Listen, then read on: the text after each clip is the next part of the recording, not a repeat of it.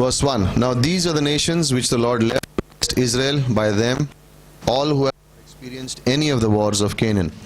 Now, nations of the sons of Israel might be taught war, and the nations are the five lords of the Philistines, and all the Canaanites and Sidonians, Hivites lived in Mount Lebanon, from Mount Baal-Haram to Lebo Hamath. Now there are maps in your manual on page 21. Oh, sorry, page 20, is it? Or is it 22? 22. You can look at all the names that you see in this chapter. Up to chapter 16, all the possible names are mentioned there. Okay? So when the judges quiz happens, I will give you this map and you have to write all the names. No, I won't do that. I won't do that. Only 50% you have to write. No, okay. That is for your reference. So when you're reading the scriptures, open the map. Keep the manual next to your Bible and see where it is. You should have done it, but you can do it again. They were for testing Israel to find out if they would obey the commandments of the Lord, which he had commanded through their fathers through Moses. The sons of Israel lived among the Canaanites, the Hittites, Amorites, Perizzites, Hivites, Jebusites, all the parasites. And they took their daughters and themselves as wives, and gave their own daughters to this. Yeah, it was parasites, right? Because what would they do? All got infected. All got infected. Look at verse 6. They took their daughters for themselves as wives, and gave their own daughters to their sons, and served what? Their gods. Are you having fun with the enemy? Come on, we're all living together in harmony. Enemy and friend live together. God is happy. Immorality was the outcome. Living with the enemy, they were all falling into immorality. Okay? Verse 7, the sons of Israel did what was evil in the sight of the Lord, and they forgot the Lord their God, and served their Baals and Ashtaroth. The anger of the Lord was kindled against Israel. He sold them. You'll see this word sold them again and again and again in the scriptures. Okay? Verse 9, when the sons of Israel cried to the Lord raised up a deliverer. Again, this whole cycle is happening, right? When they would cry out to the Lord would raise up a deliverer. I don't see grace in the Old Testament. Here you see it right away. You see it right away. They cried out, God delivered them. You see grace in the Old Testament. Okay? Othniel, the son of Kenaz, Caleb's younger brother. And here it comes in verse 10. The Spirit of the Lord came upon him. Now this will always be the key with the person who God appoints. How? Old Testament principle. Spirit of the Lord would come upon. No indwelling. The Holy Spirit would not indwell a person in the Old Testament, but would come upon, which means would empower the person, would tell the person what to do, and guide the person, give him wisdom from God. So every deliverer had this in common. God would choose one person as a deliverer, and the Holy Spirit would come upon the person, and the person would know what to do. Okay? So we will see that pattern through and through. It is the same thing today. Same thing. Spirit filled, Spirit led. That's who the person should be. Okay? In our lives, oh, the pastor should be Spirit filled, the pastor should be Spirit led, I will follow him. Wrong. Of course, in you follow him as he's following the Lord, but he's not coming with you to your office every day. He's not living in your home every day. You are. He's not talking to people every day with whom you are. You are. You need to be Spirit filled also. Right? Ephesians chapter 5 makes it very clear. Do not be drunk with wine, but be filled with the Holy Spirit of God. Okay? So, do not be drunk with wine. Got it? Pawan.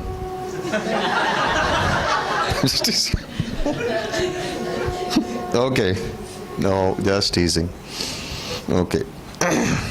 Right. Now, in chapter 3 verses 1 to 11, you will see the 5 lords of the Philistines. Okay, the king of Moab was called Lord, which is small L-O-R-D. Okay, so capital L-O-R-D means Yahweh God, not that one. Okay, so you will see that there in verses 1 to 4. Okay, how they fell. Verses 5 to 8 is God's anger towards them, correct? Because the nation had turned, okay? And contrary to the law, the Jewish men married pagan wives. It was not there. That's why God was angry. Psalm 18, verses 25 and 26. To the faithful you show yourself faithful. To the blameless you show yourself blameless. To the pure you show yourself pure. But to the crooked you show yourself astute or shrewd. Okay? God deals with the people the way they are. So, now verses 9 to 11 is a call for salvation. God hears their groaning. Remember in Exodus, it says when the people cried out, God said, I hear my people and I have come down to deliver them. The same thing would happen here, but here it would be a person. And here God called Othniel. And you will see certain things happening here. Now the Israel did evil in the sight. Sorry, here. No. In verse 12, the Spirit of the Lord, he went out to war. Lord gave him Cushan Rishathaim, king of Mesopotamia, into his hand, and he prevailed over Cushan Rishathaim. And then the land had rest for 40 years, and Othniel, the son of Kenaz, died. Now, here when you see, when God called Othniel, what was his qualification? Why would God call him?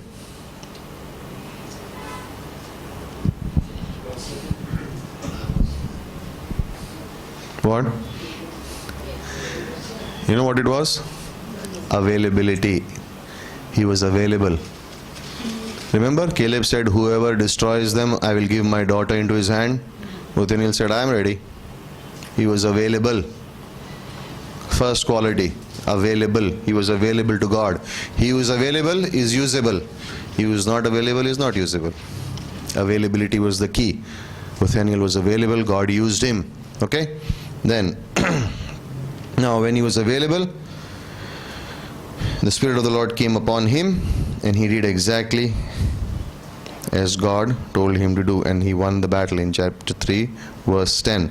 Not by might, nor by power, but by my Spirit, says the Lord. Right? Where is that verse? Matthew?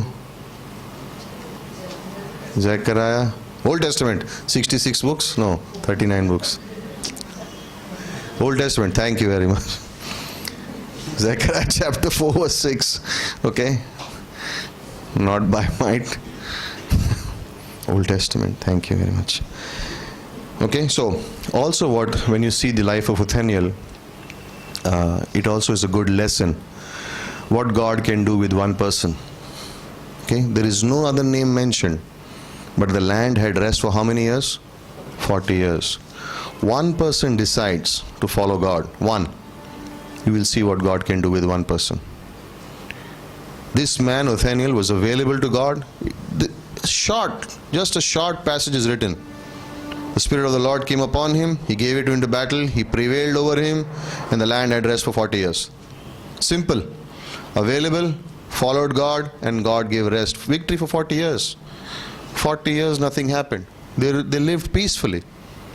Why? This man was available and would do as God had told him to do. Okay? So, that's why Zechariah chapter 4 verse 6 is a very important verse. Okay? That was the secret of his strength. Verses 12 to 30 speaks about Ehud's deliverance. Okay?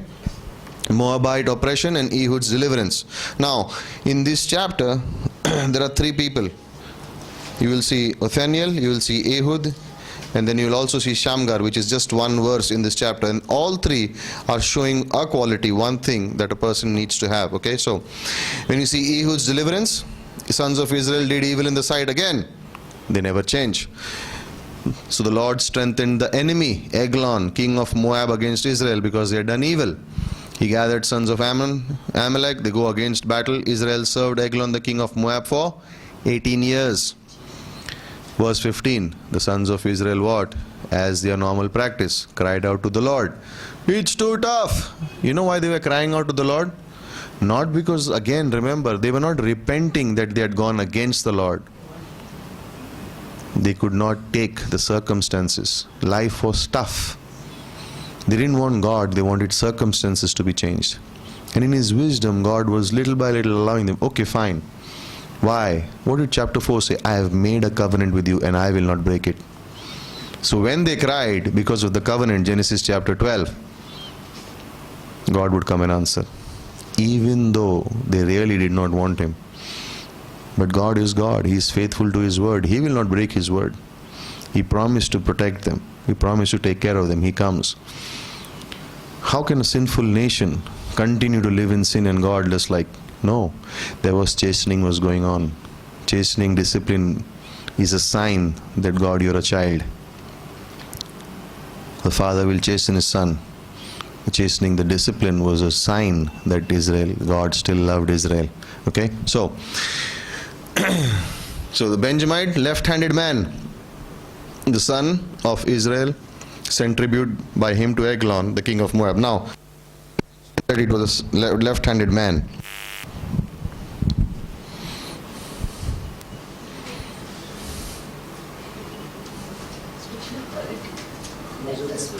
Speciality, if you're lefty, you're a specialist. Different than others. Any other answer? Why?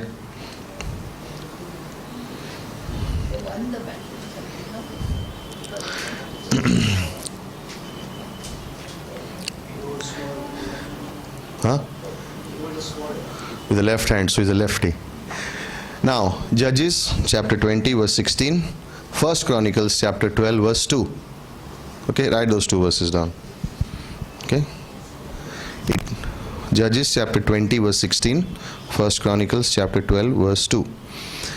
The tribe of Benjamin was ambidextrous. They were very popular because they could fight with both their hands, right or left. They were experts.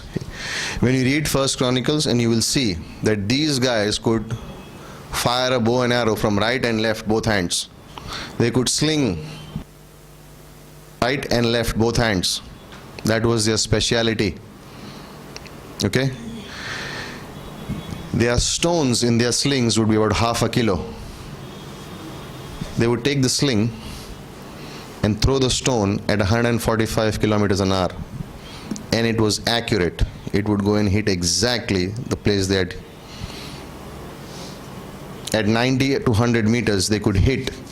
And if you would keep a hair, they would just be almost accurate in hitting it. They were that good. So he says left-handed. Now, left-handed here, in this case, some scholars believe that maybe his right hand was non-functional.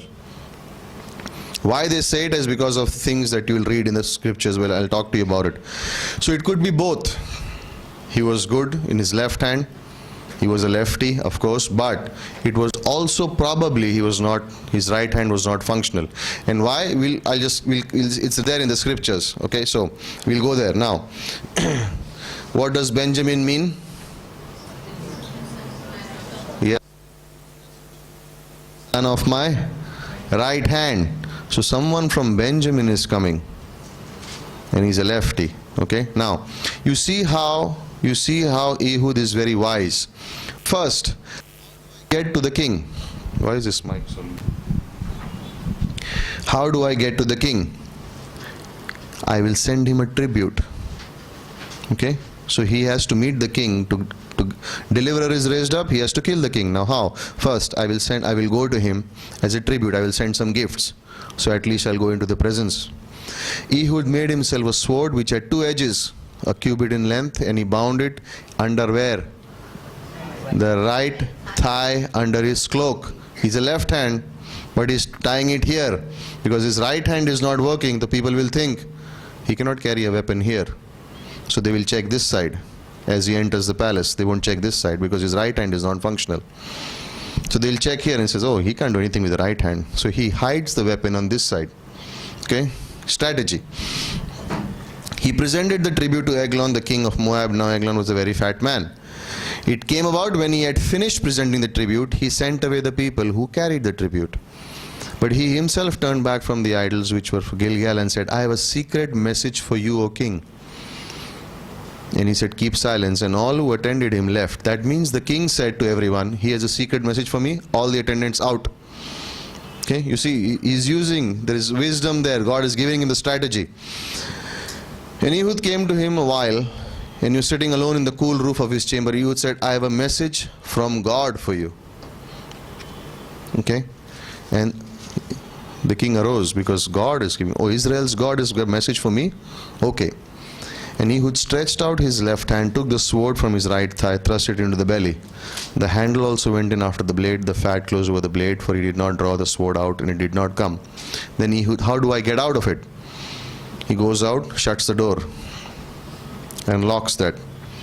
And when he had gone out, the servants came and said, Behold, the doors of the roof chamber are locked. Oh, he must be relieving himself in the cool room. They waited, but behold, he did not open the doors. You see the word behold again and again?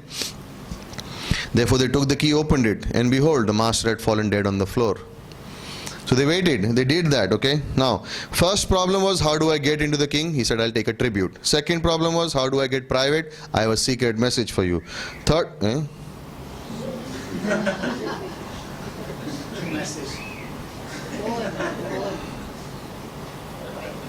next week, just put a board out there, switch off your phones.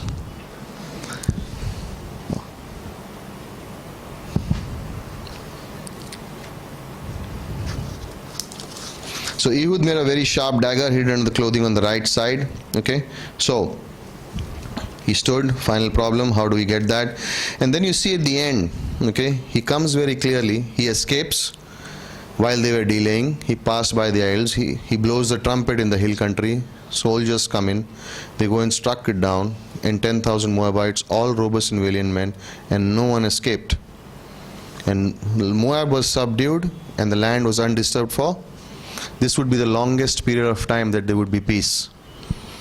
In time, earlier, Othniel, 40 years. In Ehud's time, it's 80 years.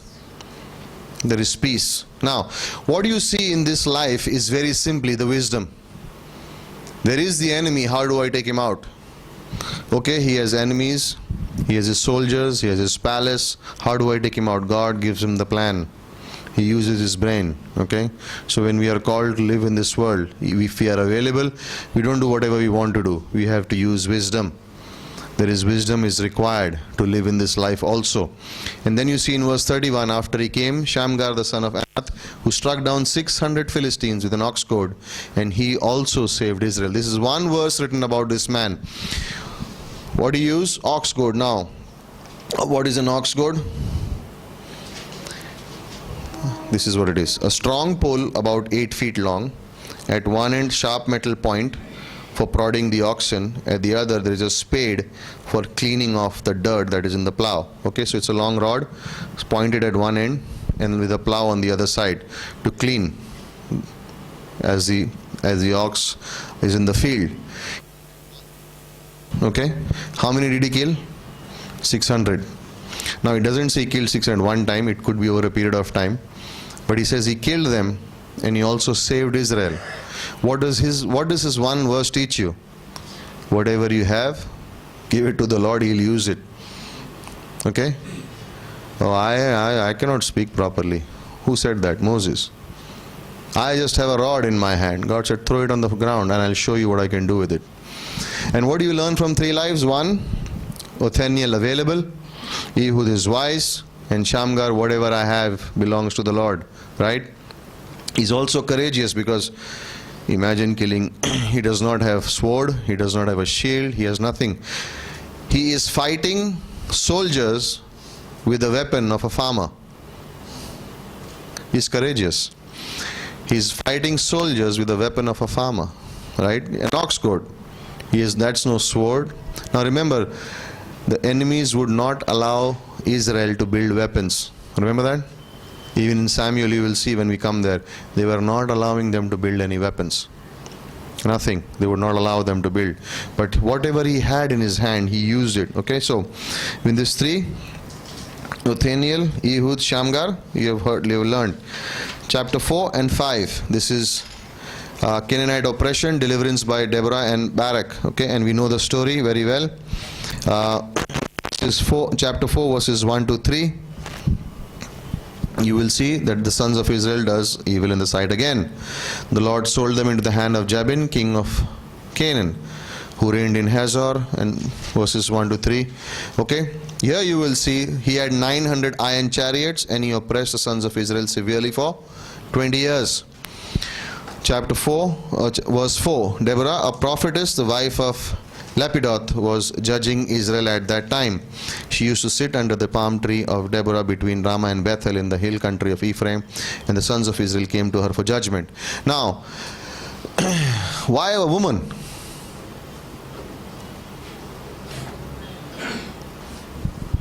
Nothing wrong, but I'm asking you, there is a reason why God put her there. For Jews, it's a male-dominated society. For a woman to rule over a Jew, it was considered shameful for them. And God was saying, you are such disobedient children that I have to put a woman over you who has to take care of you like a mother, because you still don't understand what I'm trying to do in your life. Okay, and he put her there for a reason. Okay.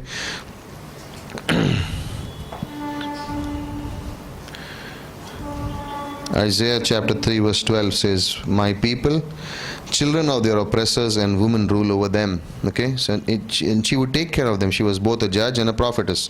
Right, now there are other prophetess also that we know in the Bible. Okay, and in verse 7 of chapter 5 you will see what she says. Now in verse 6, she sent and summoned Barak the son of, and goes there, and behold, the Lord God of Israel has commanded, go and march to Mount Tabor, take 10,000. The strategy has been given. I will draw you out to you Sisera. Now, it says they were in the hand of Jabin, but when you see verse 7, you can make out that Sisera was the one who was really in command, the commander of the army. He had chariots, many troops, and then in verse 8, Barak has an excuse. If you will go with me, then I will go, but if you do not go with me, I will not go.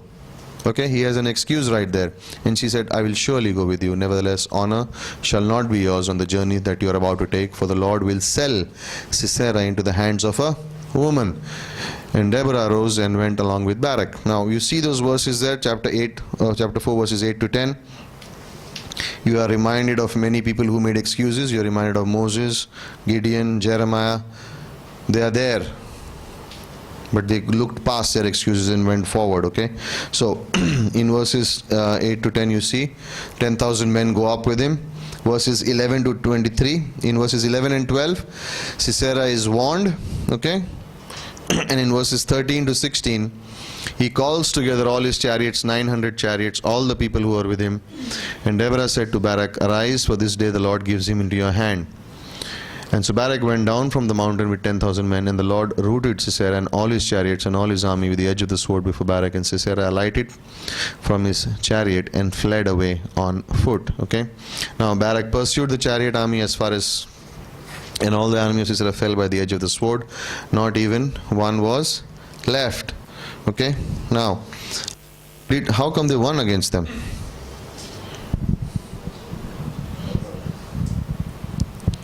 Okay, how come?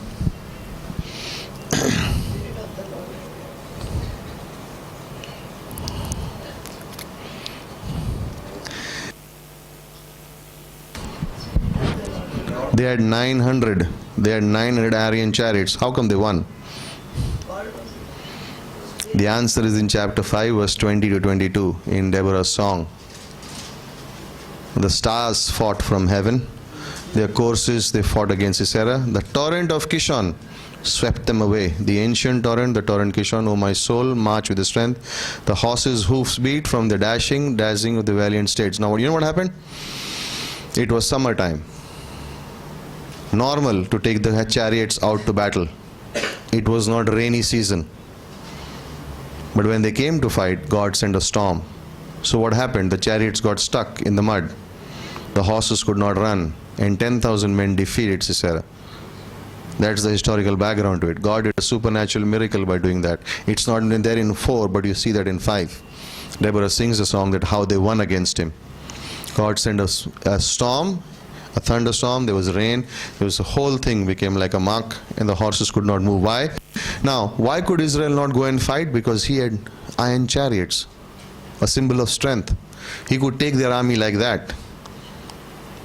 He had no idea what God was going to do. And the Barak and they just went out. And what did God say? I have given him into your And they had no idea. They just walked by faith, and God delivered them. God delivered them like that. Okay? In the summertime, when it's not supposed to rain, He sent the rain. He sent the flood, and it confounded them, and they had no option. They lost there. Okay? They lost there.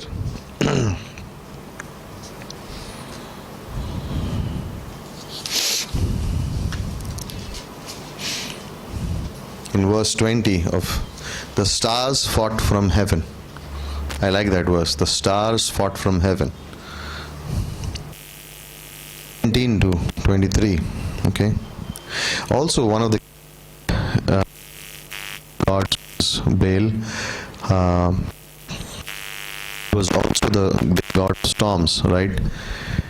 He was also worshipped as a god of storms. And so when the storm came, it is very possible that these people thought our God is against us, or maybe the God of Israel is stronger than our God. That's why they began to run. Because they said, oh, the storm has come in a wrong time, which means our God is upset with us, or Israel's God is far stronger than us. So it was dual, but that this thunderstorm is happening at a wrong time, right? And then this is how it is. So that is one of the reasons why they lost also. 17 to 23. Second is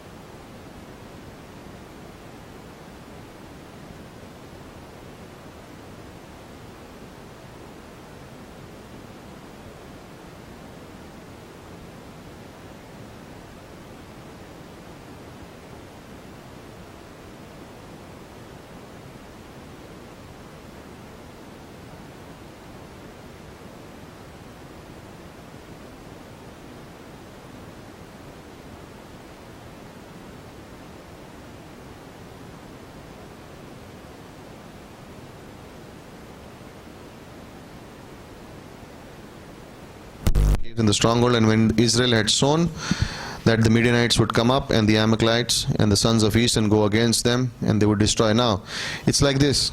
I don't know what about you, but our neighbors had mango trees and we did not have them. So the moment you see the mango and they are sleeping in the afternoon, you would go and pluck the mango. You've not done it? Okay. So, someday, every day mangoes are disappearing from the tree. Someday he hides behind there and he catches you, right? You are stealing from my tree. That is what Philistines were doing, all these guys were doing with Israel. Every time they would make their crops would be ready, they would wait. When the crops would be ready, they would come and steal it away. And this was going on for 7 years. And Israel is getting poorer and the oppositions are getting richer. Why? They're not doing the hard work. Okay, when Israel harvests the crops, we'll quietly go and steal it. So this is what is going on in the Midianite call here, at Gideon's call here. Okay, so they would camp against them, destroy the produce of the earth as far as Gaza, leave no sustenance in Israel, no sheep, ox or donkey. They would come up with their livestock, their tents, and they would come in like numbers like locusts, camels innumerable, and they would come into the land and devastate it. Okay. Israel was brought very low, and the sons of Israel cried to the Lord. And the Lord sent a prophet to the sons, and he said to them, Thus says the Lord, God of Israel, it was I who brought you up from Egypt, and I who brought you out. God brings you up, and God brings you out. I delivered you. And then verse 11, the angel of the Lord came and sat under the oak tree. Angel of the, capital L-O-R-D, angel of Yahweh, Jesus Christ, which belonged to Joash. Gideon was beating out wheat in the winepress in order to save it from the Midianites. He was hiding. Okay. The angel of the Lord appeared to him and said, The Lord is with you, O valiant warrior. This guy is a coward hiding behind, and God calls him what? Mighty man. He's calling a darpok mighty man. You know why? God doesn't see as you see yourself. He sees you when He is with you. So I am weak, I cannot speak, I cannot do this, I am not proper, I am short, I am tall, I am fat, I am thin. And God is saying, mighty man, a warrior. Because you can't do it anyway. But when I am with you, this is who you are. Positional truth. Get to know who you are in Christ. Ephesians chapter 1, 2 and 3. When you see who you are in Christ, you won't give up with excuses. Because that's what Gideon did. Oh my Lord, if the Lord is with us, then why is this happening? Doubting God right there. If you are with me, then this is happening. Where were you for 7 years? What did God just say? You mighty man of valor. He's like, where were you? Where are all His miracles, which our fathers told us about? Did not the Lord bring us from Egypt? Now the Lord has abandoned us and given us into the hand of Midian. And the Lord looked at him and said, Go in this your strength and deliver Israel from the hand of Midian. Have I not sent you? Straight away, the call there. God brushes aside all these excuses, all his doubts, all his unbelief, and says, get to the point. Go to Midian. In this same strength that you have, which was what? Nothing. He was hiding. He says, in this strength you will deliver the nation. But how can I do it? I am with you. Am I not sending you? You know, and this when you read the life of Gideon, when you understand it, you say in verse 14, the Lord looked at him. In 15, he said to him, O Lord, how shall I deliver Israel? Behold, my family is the least in Manasseh, and I am the youngest in my father's house. Means I am the smallest of the smallest. I am the least. I am the smallest. I have no strength. My tribe is the smallest. Then in my father's house, I am the youngest. I am the small. What can I do? Isn't it amazing contrast between Gideon and David? I am the youngest, and he says, bring on Goliath. And like I am there right now. And Gideon is saying, and twice God tells him, mighty man of valor, have I not sent you? And what is Gideon occupied with? Himself, his background, his past. He's not even listening to what God is saying. He's not even occupied with that, right? What does he say? Right? He keeps talking about all the failures, all the weaknesses. God is focusing Christ in me, and I am focusing me. He says, no, you are supposed to focus Christ in me. Okay? There is a rebuke there, right there. Okay? There's a rebuke right there in verses 7 to 10 if you look at there. And God comes to help. Now, in verses 14 to 24, we see that Gideon's first is concern for his people. Okay? But the Lord said to him, surely I will be with you, and you shall defeat Midian as how many? One man. So Gideon said, now if I have found favor in your sight, then show me a sign that it is you who speak with me. God, you want me to go on the mission field? Show me a sign.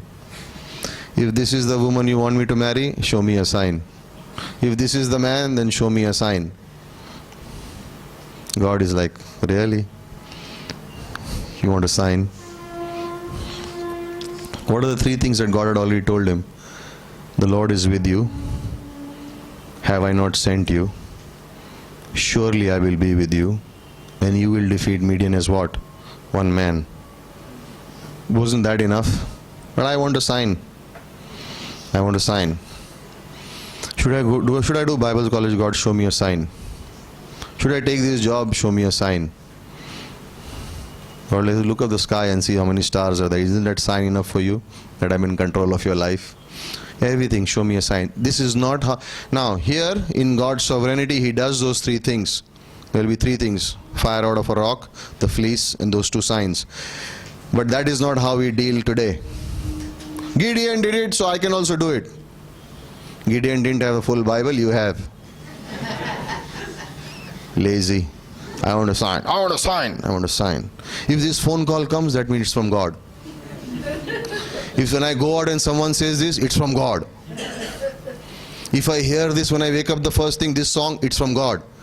I woke up, God put this song, exactly what I was thinking. I understood it's from God.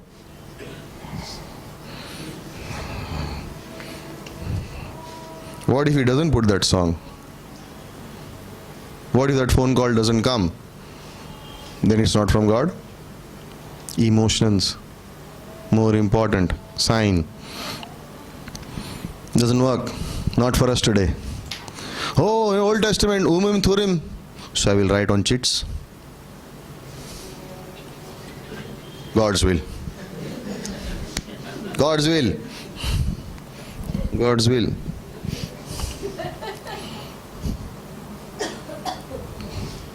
True, it happens today. People still do it. God's will.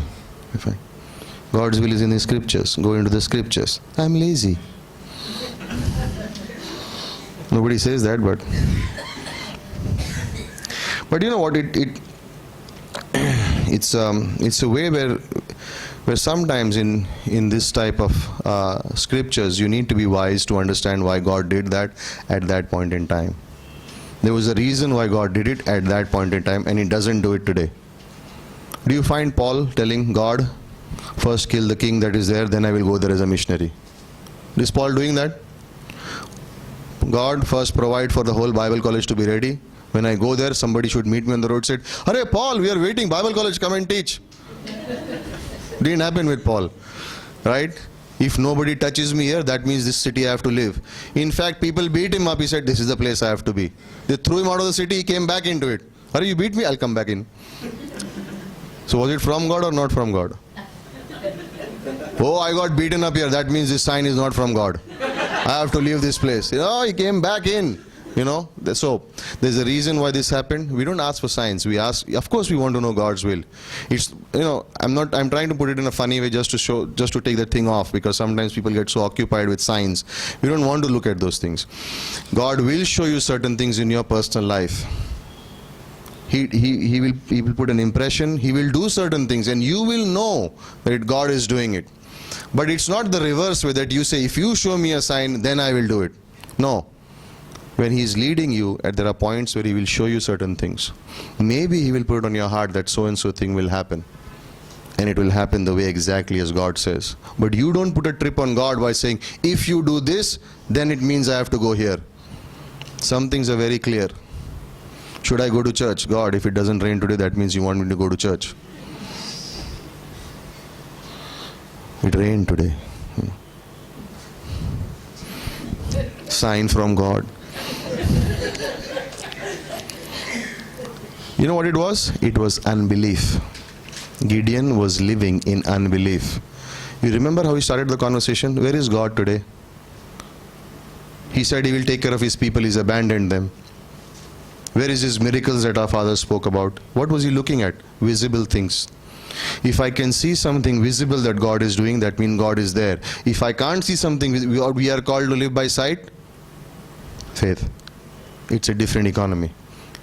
In his wisdom, God allowed it, okay? So, Gideon is asking for a sign, okay? Why? Whenever you have unbelief, you will have two things, fear and worry. You will always have fear, you will always have worry when there is unbelief, okay? So, in Romans 15 verse 13 it says there is always joy and peace in believing. How will you know it is the will of God? You will have joy and peace, complete peace about it. If you do not have complete peace is the biggest indicator that this is God's will. If your mind and your heart is not at peace, be careful, don't move forward, wait till God gives you His peace. When His peace comes in, you're completely at peace, that's the time to move. If you're not at peace, don't move. Peace is the biggest indicator that whether it is God's will or not is God's will, okay? Always remember that. Now, verses 25 to 32, Gideon is worried whether God will take care of him or no. You know why? In verse 24 it says, Gideon built an altar and named it what? The Lord is peace. Okay? So, verse 25 to 32, he's worried about whether God will take care of him or no. Gideon right now is even still afraid. Okay? And he goes forward. In verse 31, will you contend for Baal or will you deliver? Therefore they came upon the Lord, the Jerubbaal, let Baal contend against his home, because the stone altar is down. Now, verse 34, the Spirit of the Lord came upon Gideon. He blew a trumpet. Abrazites called together, follow him. He sent messengers out through Manasseh. They were called together. Different tribes came up. Then Gideon said to God, if you will deliver Israel through me, as you have spoken. There we go again. He's still not sure. Verse 37, I will put fleece of wool on the threshing floor. If there is dew on the fleece only, and it is dry on the ground, then I will know that you will deliver Israel through me, as you have spoken. And it was so. God answered him. When he rose next morning and squeezed the fleece, he drained the dew from the fleece in a bowl full of water. Which means, if there is dew only on the wool, not on the land, then I know it is you. God did it. Then Gideon said to God, do not let your anger burn against me. I will speak to you one more time. This time he gives God a bigger test. The ground should be wet, but the fleece should be dry. Right?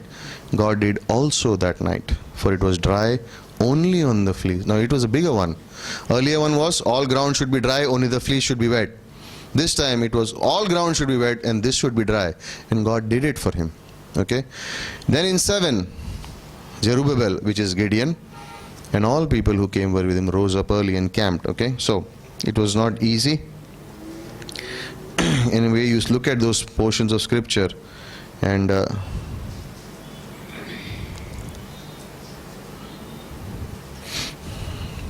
now.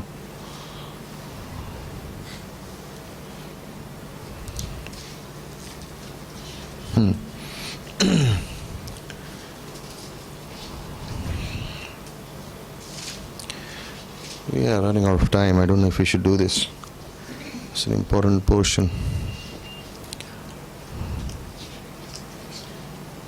Next time? Okay. Yeah, I'll give you a few verses and then we'll go into the class. I'll go take this forward next time. Psalm 103 verse 14. 1 John chapter 5 verse 4.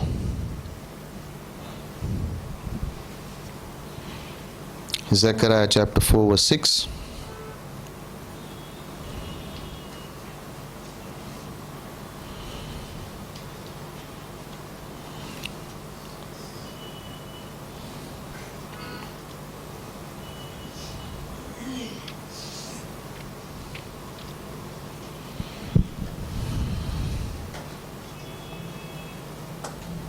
And then 1 John chapter 5 verse 4.